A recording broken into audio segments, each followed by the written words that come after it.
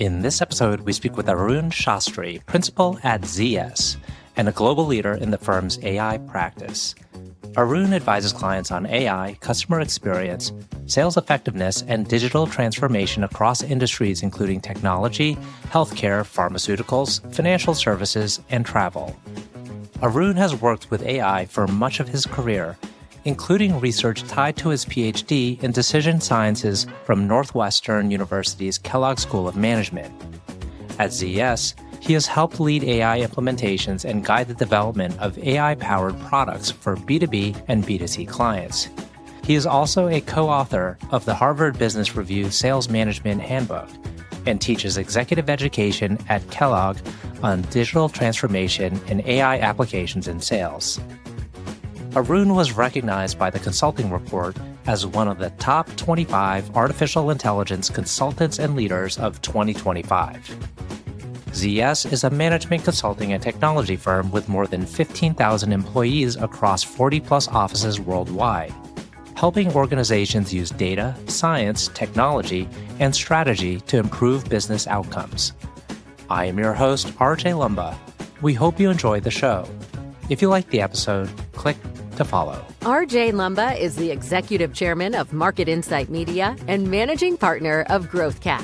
He is the host of Top Consultant, a podcast featuring today's best consultants who advise and provide services to corporations, governments, nonprofits, and other organizations. Executives and key decision makers tune in to Top Consultant to identify the most knowledgeable and experienced consultants for their most important projects. Arun, thank you so much for taking the time to chat with us today. It's a pleasure to be with you. Thank you for having me and look forward to the conversation. I feel like I'm fortunate to be speaking with you because you are an AI expert, and currently everyone in the business world is trying to figure out how to best leverage AI into their operations.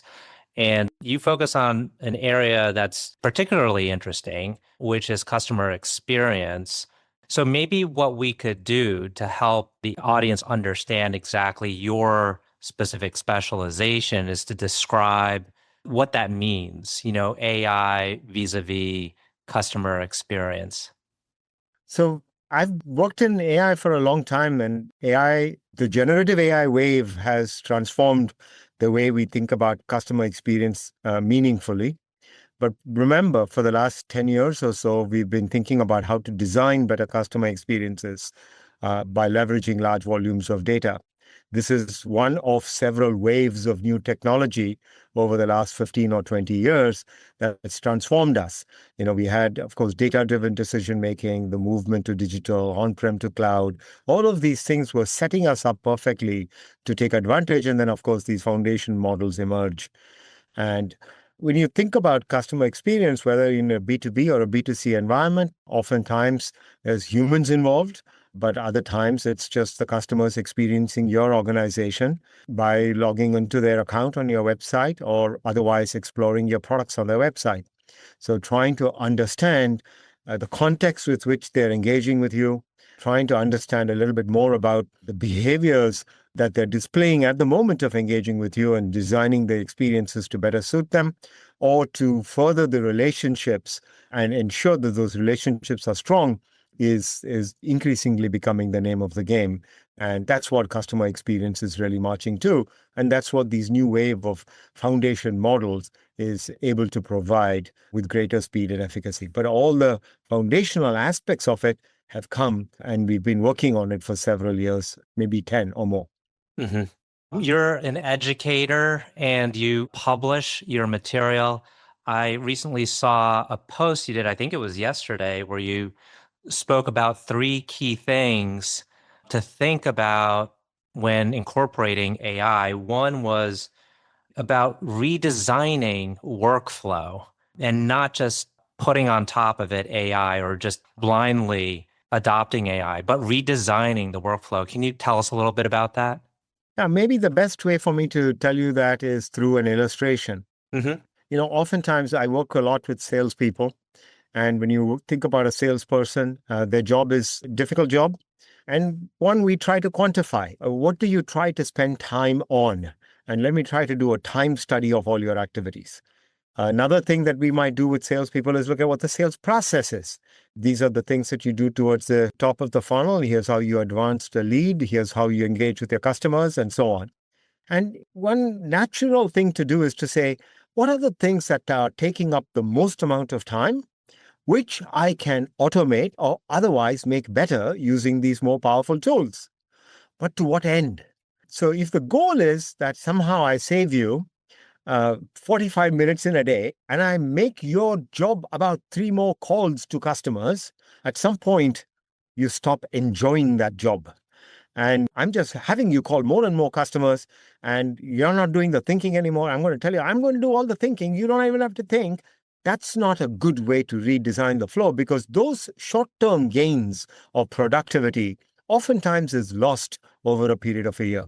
A better way is to actually think more holistically about the salesperson's experience, including what the customers might be seeking, and to redesign the processes in that way. So not just think about a flow or a time block and solving for time-consuming things, but to think about how you can get not just efficiency, but greater effectiveness with these more powerful tools. You have two other points related to your post. One is, and maybe you already kind of started to explain that, how work will change. And as part of that also, making humans do the higher value work. And I think that's what you were alluding to. So for a salesperson in a B2B capacity, how does that unfold? So, you think about where are the salespeople most valued. By the way, one interesting tidbit, we wrote an article that was published in HBR in 2016, where we actually predicted the number of salespeople in B2B sales environments will increase, not decrease. And that turned out to be true. And then recently, last year, we wrote an article on the same topic, doubling down on that. So why is that? Why do we believe that? We believe that because complex, ambiguous tasks are still very much human-oriented. Think about a salesperson having to talk to the finance personnel, the info security personnel, the chief technology officer, perhaps the COO in an organization to complete a sale of a complex technology solution. It takes many people, and bringing alignment within an organization. That's not just a bot talking to 5 random customers. It's to distill concerns that the CFO might have on price escalation. Square that up with concerns that the info securities, the CISO, Chief Information Security Officer, might have about the platform and its connectivity to other parts of the ecosystem. To bring that, to resolve that ambiguity, takes some talent, takes some effort, takes some listening. And those kinds of tasks, especially for complex products, I don't think technology is going to replace anytime soon. Now, are there certain industries where we do see decreases in selling organizations, size of sales organizations? Absolutely, we do. But that's probably because other channels, digital channels, are able to take on some of those tasks because the complexity is not there in the product, or complexity is not there in the way the buying decision is being made. Mm-hmm.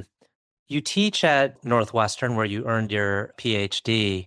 What do you advise students to pursue, given that there's this changing dynamic in the industry and demand for certain skills? The computer engineer, the software engineer is perhaps no longer as valued, or the way they value software engineers has changed. What do you suggest to all those in college or soon to enter college? One clarification, if I may, RJ, I teach an executive program on maximizing Salesforce performance at Northwestern University twice a year. And in some other places, I guest lecture at other universities on occasion on similar topics, AI and sales and so on. Now, of course, having a daughter who's in her second year in college, this is something that keeps me up at night as well, too. But, we recently did an exercise at ZS where we are trying to apply these same principles to us. And we're trying to ask ourselves, how does our talent evolve? We don't think that ZS is not going to have people anymore, but we do think that the people and the skills and what I require of them across roles and across different tracks of talent is going to evolve. So in what ways? all the skills that I might need might evolve. Maybe I relied on analytics and driving, greater analytics prowess and being able to pick the right models. Maybe now many of these AI foundation models can do that hard work for me. In fact, they can run several models and give me comparisons of output. But now I have to be smart enough to be able to evaluate that output. So the fundamental building blocks of what knowledge we need doesn't change. But my increase in judgment, my increase in being able to have an authoritative view of what might be right for a particular situation, that has to evolve. Some of those are skills I learn in college. Some of those I have to give myself greater exposure through apprenticeship to learn in our current environment. So I particularly like something that Satya Nadella once said, I think sometime last year, which is that you think about knowledge work, much of the knowledge work we do today is likely going to be done by many of these AI models. But the knowledge worker must evolve to something different because the knowledge worker doesn't go away. The current knowledge work does. So how do we make that transition is, in fact, the more important consideration. One thing we like to do on this podcast is learn a little bit more about you, where you got your start, and about your career journey, both early on, middle, and up till today. I joined ZS in 1995, soon after I finished my Ph.D. at Northwestern. The two founders of ZS, Andy Zoltness and Prabhakant Sinha, that's where the Z and the S come from, were both professors in the marketing department at one time. When I joined ZS, Andy was still a professor in the marketing department. Sadly, Andy is not with us anymore, but get a chance to collaborate much with Prabha, including on several of the HBR articles and the HBR book. When I joined ZS, we were fairly small. And in fact, the day I signed, we only had two offices, one in Evanston and one in London, in Reading, to be precise. And so I've been incredibly lucky, very, very fortunate to be part of this journey as we've grown as a firm, as we've expanded to, I guess, somewhere close to 40 offices and 15,000 people. And I've been part of that journey. And along the way, I think one thing we pride ourselves on at ZS is this notion of S-curves. We try very hard to reinvent ourselves along the way, as often as we think is prudent and when we are ready for it. So in my first few years, it was largely in the life sciences, doing many different things, including working for some large clients, but also in some practice areas, such as forecasting and incentive compensation for sales teams. And then in the middle of my career, spending a lot of time in industries outside of life sciences, including financial services, designing go-to-market strategies for such organizations. And then I would say in my next stage of this journey, really with AI, because to some part of my dissertation from many years ago was in AI. And here was a chance for me to dust that off and bring it back to life. And so the last few years has been in AI. And most recently, the role I'm playing currently is I'm on a mission to help ZS transform. And of course, ZS is on a mission to transform our clients, but we must eat our own dog food. And so I'm on a mission. So you can see that, I've really been very, very, very fortunate, RJ, as I've gone from one role to another role, being able to reinvent myself, keep myself fresh, upgrade skills, talent as I have gone on this journey with ZS. And related to this mission, how do you foresee ZS truly standing out amongst the other consulting firms? What should CEOs and other executives know about what makes ZS different than everyone else? One thing that's becoming increasingly important is this notion of context. Because to some degree, we used to think domain really was the key differentiator. Like you knew something and these models wouldn't know it. But these models have become so good that you can upload, many of your documents and things like that. They can learn domain fairly quickly as well, too. But this notion of context is really, really important. And there's no way to automate this context quickly. And I think that's where the differentiation really comes up. Now, differentiation comes because most things in life don't really only run on rules. If everything ran on rules, I could write out the rules. I wouldn't need humans. I would just tell my AI algorithm, if this, do this, if this, do that, and we move forward. But that's not the way most things happen in life. I say yes to some things, I say no to others. I offer a certain price to a customer. I offer a different price to a different customer. don't have a rule. Sometimes it's in for judgment, sometimes more. So the role is, yes, we have to get better at capturing much of this context. And that's going to be important in the way organizations make progress in the way that they implement things. And this is not novel. This is not new. Others have said this before, ZS has. But I think the secret sauce is in figuring out how exactly you extract such context, the rules, the unwritten rules, the derived rules, and ambient extraction of what's going on, ambient context extraction. These are things that I think ZS is uniquely qualified to do in the things that we do for our clients. And of course, I say this with all humility, the things that we do today are probably going to, just as Satya Nadella said, going to be replaced by ourselves. And so we'll have to constantly adapt, change what we do, and then move on to being of greater service and greater value to our clients in different ways as this technology evolves and as the client organization evolves in the way that they make decisions and engage with their customers. Mm-hmm.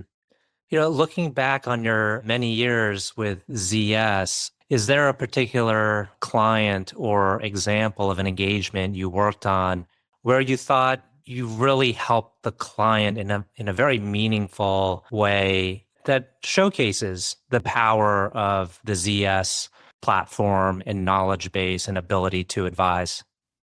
Yeah. And RJ, in this particular instance, normally ZS clients are confidential, but in this particular instance, I feel okay to name this client because we have presented together, written together, and so on. So it's not a secret. But I go back to Microsoft that was facing certain challenges. This was several years ago as they made their move from perpetual license to consumption, as they started thinking about tackling the millions of small and medium businesses. How do they make that movement? And this is the time when AI was starting to make its way in. And so they had this idea of a recommender system for the sales organization. And Microsoft is a complex organization, as you can imagine, and they're very innovative, constantly evolving, always want to be at the cutting edge. So many times things that they're designing for themselves go on to become a product, them acting as customer zero so that it gets embedded in the products that they actually roll out to the broader market. So I bring up this example because it's rare to bring such a large community of complex individuals, each bringing something unique to the table. Sales practitioners, salespeople themselves who were the early adopters, many at Microsoft who were visionary in developing some of these AI models, program managers, technical program managers who come together. And then, of course, us at ZES, because we have expertise in sales organizations, but we also had expertise in designing recommendation systems. Bringing this village together to try to make this thing come to life and deliver enormous value to Microsoft, I think is one of several. I mean, I think every client, of course, as a consultant, I'd like to tell you every client I work with, I'm striving to add as much value as I possibly can, leave nothing out there. But, if I were to name one where I could publicly name the client, I think this would be it. And it was a very fulfilling story. And it got embedded into the way that Microsoft works. And so I think of that as a strong example. We're entering the tail end of the conversation. I have two final questions. One is, can you tell us about a person who has had a profound influence on you? It wouldn't be one person. I think my professional life would be Andy Zoltner and Prabha Sinha. They have, in their simplicity, showed us all, remarkably elegant ways of leading in our firm. They have taught us to be stewards of the firm, to leave this firm in a better place than where we found it. And in their humility, in their constant quest for knowledge and learning, I think they have modeled in us to keep that hunger of knowledge and learning as well too. So I would say Andy Zoltner and Prabhakant Sinha are the two people who've been my most influential mentors, and I'm very, very, very blessed to have worked alongside them. Last question. Can you tell us about a charity, cause, or other endeavor that you're passionate about? My wife and I really believe that women's education is one of the most important ways to stand up families, especially in parts of India. And so that's been an important North Star for us. And we've supported several charities, including one that is Teach for America, but with a Teach for India flavor more recently. So I would say That's what we think is going to be the single biggest driver that's going to create impact in rural parts of India, for example. Wonderful. Arun, thank you so much for taking the time. It's been a great conversation. Thank you so much, RJ, for having me, and good luck to you.